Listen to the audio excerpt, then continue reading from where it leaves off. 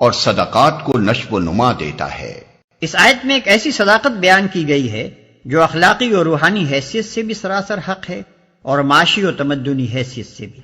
اگرچہ بظاہر سود سے دولت بڑھتی نظر آتی ہے اور صدقات سے گھٹتی ہوئی محسوس ہوتی ہے، لیکن در حقیقت معاملہ اس کے برعکس ہے۔ خدا کا قانون فطرت یہی ہے کہ سود اخلاقی و روحانی اور معاشی و تمدنی ترقی میں نہ صرف مانع ہوتا ہے بلکہ تنزل کا ذریعہ بنتا ہے، اور اس کے برعکس صدقات سے، جن میں قرض حسن بھی شامل ہے، اخلاق و روحانیت اور تمدن و معیشت ہر چیز کو نشو و نما نصیب ہوتا ہے۔ اخلاقی و روحانی حیثیت سے دیکھیے تو یہ بات بالکل واضح ہے کہ سود دراصل خود غرضی، بخل، تنگ دلی اور سنگ دلی جیسی صفات کا نتیجہ ہے، اور وہ انہی صفات کو انسان میں نشو و نما بھی دیتا ہے۔ اس کے برعکس صدقات نتیجہ ہیں فیاضی، ہمدردی، فراخ دلی اور عالی ظرفی جیسی صفات کا، اور صدقات پر عمل کرتے رہنے سے یہی صفات انسان کے اندر پرورش پاتی ہیں۔ کون ہے جو اخلاقی صفات کے ان دونوں مجموعوں میں سے پہلے مجموعے کو بدترین اور دوسرے کو بہترین نہ مانتا؟ تمدنی حیثیت سے دیکھیے تو بادنا تعامل یہ بات ہر شخص کی سمجھ میں آ جائے گی کہ جس سوسائٹی میں افراد ایک دوسرے کے ساتھ خود غرضی کا معاملہ کریں، کوئی شخص اپنی ذاتی غرض اور اپنے ذاتی فائدے کے بغیر کسی کے کام نہ آئے، ایک آدمی کی حاجت مندی کو دوسرا آدمی اپنے لیے نفع اندوزی کا موقع سمجھے اور اس کا پورا فائدہ اٹھائے، اور مالدار طبقوں کا مفاد عامت الناس کے مفاد کی ضد ہو جائے، ایسی سوسائٹی کبھی مستحکم نہیں ہو سکتی۔ اس کے افراد میں آپس کی محبت کے بجائے باہمی بغض و حسد اور بے دردی و بے تعلقی نشو و نما پائے گی۔ اس کے اجزاء ہمیشہ انتشار و پراگندگی کی طرف مائل رہیں گے، اور اگر دوسرے اسباب بھی صورتحال کے لیے مددگار ہو جائیں تو ایسی سوسائٹی کے اجزاء کا باہم متصادم ہو جانا بھی کچھ مشکل نہیں ہے۔ اس کے برعکس جس سوسائٹی کا اجتماعی نظام آپس کی ہمدردی پر مبنی ہو، جس کے افراد ایک دوسرے کے ساتھ فیاضی کا معاملہ کریں، جس میں ہر شخص دوسرے کی حاجت کے موقع پر فراخ دلی کے ساتھ مدد کا ہاتھ بڑھائے، اور جس میں باوسیلہ لوگ بے وسیلہ لوگوں سے ہمدردانہ اعانت یا کم از کم منصفانہ تعاون کا طریقہ برتیں، ایسی سوسائٹی میں آپس کی محبت، خیر خواہی اور دلچسپی نشو و نما پائے گی۔ اس کے اجزاء ایک دوسرے کے ساتھ پیوستہ اور ایک دوسرے کے پشتیبان ہوں گے، اس میں اندرونی نزاع و تصادم کو راہ پانے کا موقع نہ مل سکے گا، اس میں باہمی تعاون اور خیر خواہی کی وجہ سے ترقی کی رفتار پہلی قسم کی سوسائٹی کے بنسبت بہت زیادہ تیز ہوگی۔ اب معاشی حیثیت سے دیکھیے، معاشیات کے نقطہ نظر سے سودی قرض کی دو قسمیں ہیں۔ ایک وہ قرض جو اپنی ذاتی ضروریات پر خرچ کرنے کے لیے مجبور اور حاجت مند لوگ لیتے ہیں، دوسرا وہ قرض جو تجارت اور صنعت و حرفت اور زراعت وغیرہ کاموں پر لگانے کے لیے پیشہ ور لوگ لیتے ہیں۔ ان میں سے پہلی قسم کے قرض کو تو ایک دنیا جانتی ہے کہ اس پر سود وصول کرنے کا طریقہ نہایت تباہ کن ہے۔ دنیا کا کوئی ملک ایسا نہیں ہے جس میں مہاجن افراد اور مہاجنی ادارے اس ذریعے سے غریب مزدوروں،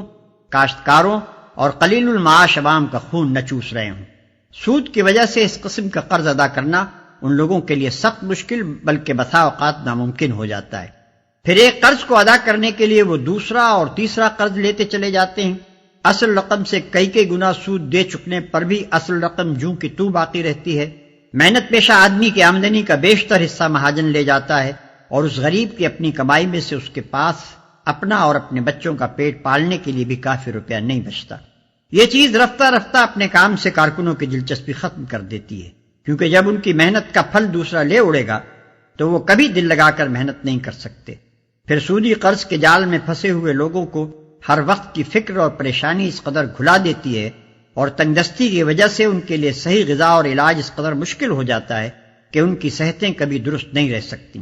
اس طرح سودی قرض کا حاصل یہ ہوتا ہے کہ چند افراد تو لاکھوں آدمیوں کا خون چوس چوس کر موٹے ہوتے رہتے ہیں، مگر بحیثیت مجموعی پوری قوم کی پیدائش دولت اپنے امکانی معیار کی بنسبت بہت گھٹ جاتی ہے، اور معال کار میں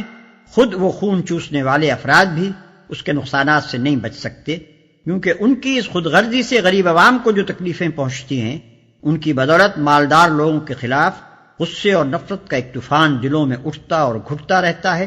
اور کسی انقلابی ہیجان کے موقع پر جب یہ آتش فشاں پھٹتا ہے تو ان ظالم مالداروں کو اپنے مال کے ساتھ اپنی جان اور آبرو تک سے ہاتھ دھونا پڑ جاتا ہے۔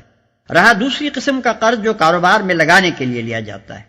تو اس پر ایک مقررہ شرح سود کے عائد ہونے سے جو بے شمار نقصانات پہنچتے ہیں، ان میں سے چند نمایاں ترین یہ ہیں۔ ایک،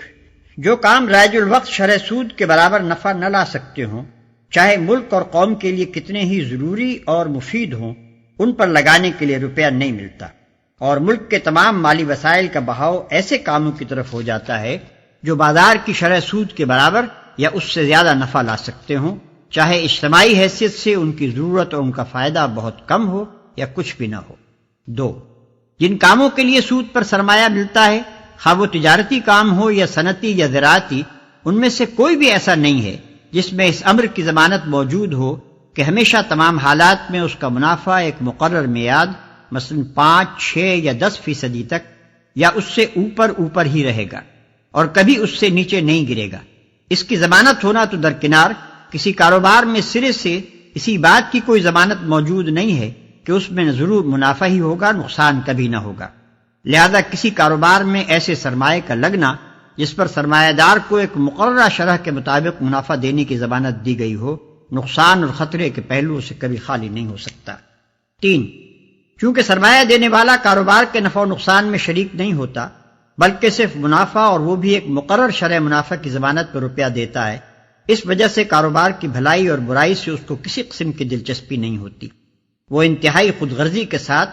صرف اپنے منافع پر نگاہ رکھتا ہے، اور جب کبھی اسے ذرا سا اندیشہ لاحق ہو جاتا ہے کہ منڈی پر کساد بازاری کا حملہ ہونے والا ہے تو وہ سب سے پہلے اپنا روپیہ کھینچنے کی فکر کرتا ہے۔